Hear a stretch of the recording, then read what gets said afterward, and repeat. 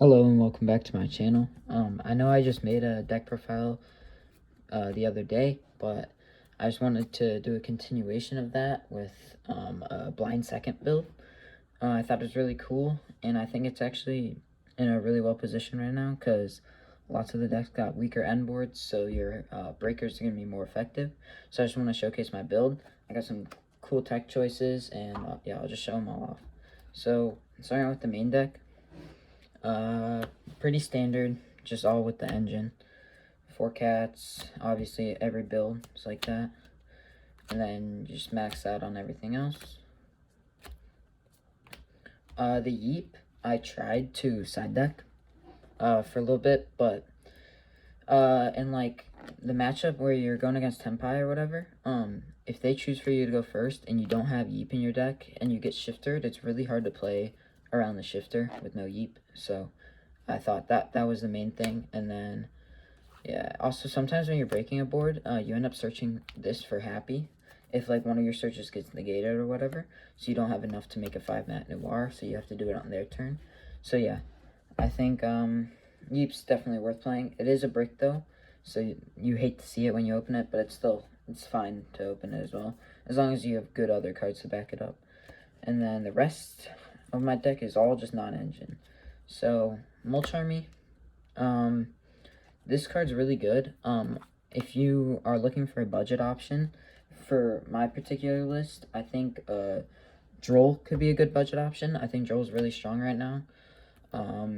Obviously, it's like 50 bucks a copy, so it might not be for everyone, but for me, I'm just gonna play it in the main because it's really good when you go second. Even just like being a 1-for-1 trade can be really nice, as long as it's at least an upside goblin. I think it's worth playing. And then yeah, also this deck struggles or doesn't struggle at all against this, so it's really nice. Like if you're going against Tempai and then like Shifter Mulcharmy you, I was setting up 5-mat noir through Shifter and not giving them a single draw off Mulcharmy, so they have to beat 5-mat noir with 4 cards in hand on their turn, which is really hard to do. That's 2 Lava Golem. Lava Golem, I think it's really nice right now. I don't think there's a need for Sphere Mode. Boards got weaker, as I said, and this is just way easier to out for PURRELY. Like, you're going to summon it in Animazone and take it, so for that reason, I think it's better than Sphere Mode right now. And, yeah, that's it. I think it's really strong against Yubel as well, but Sphere Mode's obviously better against Yubel, because their board is still pretty oppressive. Next, for the 9-engine, it's 3 Dark Ruler. Still very strong. I can never see myself taking it out. Also, this paired with like Street is so good against Snake Eye because you can just like Dark Ruler them, activate Street, and they lose. Like, it's so nice. Yeah, so Dark Ruler I still like. And then Thrust. Thrust is really good. In my particular build, I don't know if there would be, I haven't like looked into it as much for like a budget option of this. Because my build is super like reliant on playing Thrust. Like, I play a lot of 1-ups, and so I think Thrust is really good in my build. But if you want to build yours like a blind second list without Thrust, there are definitely options you could play. I'll explain them in just a bit. Then I main 2 Lightning Storm, 1 Harpies. Lightning Storm is good because can either wipe monsters or spell traps, and then Harpies is in the deck just so if I like already control stuff and then I thrust later in my turn for Harpies to clear like back row or whatever. So I like these in the main. I don't think they're necessary to play in the main. Like, there's a bunch of cards that you can definitely like sub out for other options, but right now I like them in the main. Like Raigeki could be an option, but right now I like Lightning Storm Harpies for the utility of also getting back row. Next, 1 talent. You only like, it's really good when you go first, but you're not choosing to go first, so it's really just a thrust target. A lot of times you won't use this to take or look at hand. It's mostly just going to draw 2, because drawing when you're playing board breakers is really nice, and it can also draw an engine, so it's just all around a pretty solid card. And then I played the 1 pot, got hit to 1, but even before the ban list, I was playing 0 pot in this particular build, like blind second PURRELY, and it was consistent enough. Like, I wasn't ever really breaking, because with Mulch Army and with your 6th draw, you're never gonna, like, need the pots. So, but at 1, it's, like, nice, because it's just more board breakers and its engine. So, it's all around just a good card to just play as at 1. And then, last card, 3 Black Goat. This card's really solid right now, because it's, like, your 1 saving grace against, like, Tenpai if they make you go first, because you can set it called Chandra, and if they, like, shifter you, whatever, then the only way, they can't summon Chandra at all, really. As long, you just have to wait for them to normal summon, but if they start with normal summon Chandra, then it gets a little more complicated with Blackout, but at least it's something against Tenpai, because calling Chandra leaves them on, like, no tuners, so it's really hard for them to kill you if you have this. And also, if they shifter you, you're probably fine. Like, you can still make a combo. It's not like the deck's bad at going first right now. You're still playing all the PURRELY engine and everything. It's just, like, these cards suck to draw if you're forced to go first. Except for, of course, like, Thrust and Talent, because Thrust can set Blackout, which is another cool thing about it. And then Pot's also pretty good when you go first. So, yeah. All around, like, I don't think the Tenpai matchup's actually that hard, because as long as you win die roll, it's really easy, because you just choose for them to go first game 1. But games 2 and 3, they can get a little awkward, and I'll show you how I kind of solved that in my side deck. Also, if you were looking for a budget option for Blackout, I think Book of Eclipse is really strong. Just because it's really good going first and going second, since people are ending on Caesar and not Apple anymore, Book of Eclipse can come up pretty well. Alright, moving on to the extra. It's going to be the same no matter what. I haven't made any changes, so I'll just go through this fast. And then Anima, SP. These are really good when you play breakers. Okay. Okay, side deck. Side deck is, it's pretty cool. You play a lot of going first cards, because game 2 and 3, I actually choose to go first a lot. Just because, like, of the surprise factor, like, catch them off guard with siding and everything.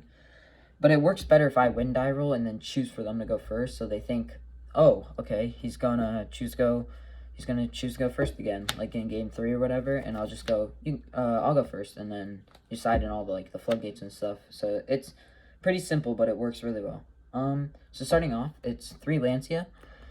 So this deck struggles a lot against, like, stun or like runic, so like runic whitewood or whatever, and ritual beast, because this deck it's really awkward to choose for ritual beast to go first, and while you're playing no hand traps, and then they can just go Protos called Dark, which turns off your Lily, and it also in turn turns off your Noir. You cannot summon Noir under it, so that can be pretty rough. And then of course, you have your Baby Noir, which you can't summon, which you shouldn't really make this when you go first, or I mean second, sorry. And then, yeah. So Protos can be a little dodgy, so that's why you just want to have something for the, Ritual Beast matchup. Then it's 3 Cosmic. These are also really good in the Runic matchups, but also, the reason I'm playing this is mainly for, like, Tenpai, or even Yubel as a going first option, because this can be really effective against Tenpai now that they only have 1 field spell. So I'm a big fan of this, and then it also can hit, like, random decks like Voice's Voice, and yeah, so I think it's a really solid option right now. And even going second into Snake Eye, if you really don't think you have enough in your main, it's still really good, because outing their, like, their IP and Spell Trap can actually be really good, because their end board's weaker now, so you can break it a lot easier if you have Cosmic. Then for going first cards, it's Fisher. I stand by, this is the best floodgate right now in PURRELY. I think it will always be. Just basically a cross out and a floodgate in the same card. It's so good. I play 3 Inscription. This was a cool tech choice. It's overall, like, it's a really strong card. Especially when you go first, it's really, really good. You just got to know your matchup, and that takes like a little bit of time to learn what the best ability is to call. But really, once you learn it, it shouldn't be too hard. You just choose an effect of Necro Valley, and yeah, and it lasts for 2 turns. And then for the one-ofs, it's 1 terraforming. Terraforming, it's mainly just another going first card, because street is your best way to play through hand traps, and terraforming helps you get there more. Also, into like, if rescue ace, you just want to maximize on your field spell, because rescue ace is actually a pretty decent deck right now, and playing 4 field spell and lightning storm and harpies in the main could really, really help you out in that matchup. So I'm a big fan of terraforming, and it's just a 1-up, so it just ups the consistency of it with drawing your street and island. And then the fun cards, 1D barrier, 1 fish, and DDG, sorry, not fisher. So basically these are just your thrust targets. Going into like Snake Eye or whatever, or even U-Bell, you can set this, and it's really good. Obviously, it just like stops them from playing. Well, against U-Bell, it can stop them a lot, but against Snake Eye, it just stops them completely. And then D-Barrier is obviously for the Tempai matchup, and it also is really good into like Chimera, which is going to see some play, Branded, so overall just a strong card. Although Branded doesn't play hand traps, so thrusting for this is a lot less realistic. But yeah, overall it's just really strong cards. Because I think the only way you really lose to Tempai when you go first is if they open Shifter plus like an Imperm, and then if they Shifter you just can thrust at this, and it's really, really good. But if they need to have an Imperm to back up with their Shifter, like if they Shifter Molcharm you, it does nothing against PURRELY. And then if they like Shifter Droll does hurt a lot, but you can definitely just like, you just pass your turn most of the time, and then if you have like thrust or whatever, you can set D-Barrier. But I have gotten Shifter Droll before and set up a format Noir, which is kind of crazy. So it is possible to play, but yeah, I spent a lot of time just like trying to think about like what would be the best text against Tempai at the moment, and yeah, I just think the D-Barrier is the best one to be playing, especially post side. So that's it for the deck profile.